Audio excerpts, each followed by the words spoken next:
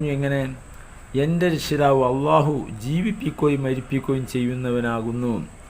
അള്ളാഹു യുഹീ വ യുമീത്ത്, അള്ളാഹു എല്ലാവരും ജീവിപ്പിക്കുന്നതും മരിപ്പിക്കുന്നവൻ അള്ളാഹുവാണ് എന്ന് പറഞ്ഞപ്പോൾ ആ അഹങ്കാരിയായ രാജാവ്, ദൈവമെന്ന് പറയുന്ന രാജാവിൻ്റെ മറുപടി പറഞ്ഞതെന്നറിയോ?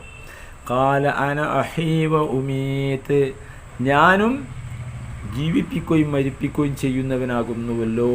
അതായത് ഒരാളെ പിടിച്ച് കൊന്നു, അപ്പോൾ അയാൾ മരിച്ചു, മറ്റവനെ കൊല്ലാതെ വിട്ടു, അപ്പോൾ അയാൾ ജീവിച്ചു. ഏക്കാലത്തെ നിരീശ്വരവാദികളെ ഇത്തരം ദുർബലമായ തെളിവുകളുമായാണ് വരിക. പക്ഷേ ഇബ്രാഹിം നബി അലൈഹി സ്വലാം എന്ത് ചെയ്തത് നോക്കണം. സുബ്ഹാനല്ലാഹ്, എത്രയോ നിസ്സാരമെന്ന് നമുക്ക് തോന്നുന്നത്, എന്നാൽ ആ രാജാവിനെ മുട്ടുമടക്കുന്നതിലേക്കാണ് അയച്ചത്. ഖാല ഇബ്രാഹിം ഫഇന്ന അല്ലാഹ യഅതി ബിശ്ശംസി മിനൽ മശ്രിഖ് ഫഅതി ബിഹാ മിനൽ മഗ്രിബ്. എൻ്റെ ഇബ്രാഹിം പറഞ്ഞു, എന്നാൽ അള്ളാഹു സൂര്യനെ കിഴക്ക് നിന്ന് കൊണ്ടുവരുന്നു, ഉദിപ്പിച്ച് കൊണ്ടുവരുന്നു.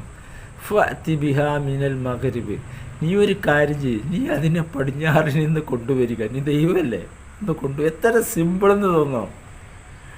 ഫബുഹിതല്ലദീ കഫർ, അപ്പോൾ ആ സത്യനിഷേധിക്ക് ഉത്തരം മുട്ടിപ്പോയി. എല്ലാ നിരീശ്വരവാദികളും വ്യക്തമായ രണ്ട് ദൃഷ്ടാന്തങ്ങൾ പ്രത്യക്ഷത്തിൽ കാണിച്ചു കൊടുക്കുന്നതോടുകൂടി അവർ മുട്ടുമടക്കും.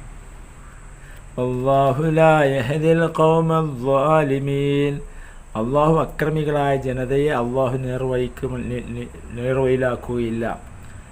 ഒരു നിരീശ്വരവാദിനോട് ചോദിക്കുക, ഇതെല്ലാം പ്രകൃതിയാണ്, ഇതെല്ലാം താനേ ഉണ്ടാകാത്തതാണ്. അവനോട് പറയാം, അറ്റ്ലാന്റിക് സമുദ്രത്തിലൂടെ ഒരു കപ്പലിങ്ങനെ പോയിക്കൊണ്ടിരിക്കുന്നുണ്ട്, അതിൽ ജീവിക്കാൻ ആവശ്യമായ എല്ലാം ഉണ്ട്, എല്ലാ വസ്തുക്കളും ഉണ്ട്, എത്രയോ വർഷങ്ങളായി അത് പോകുന്നു, എവിടെയും തട്ടാതെ മുട്ടാതെ.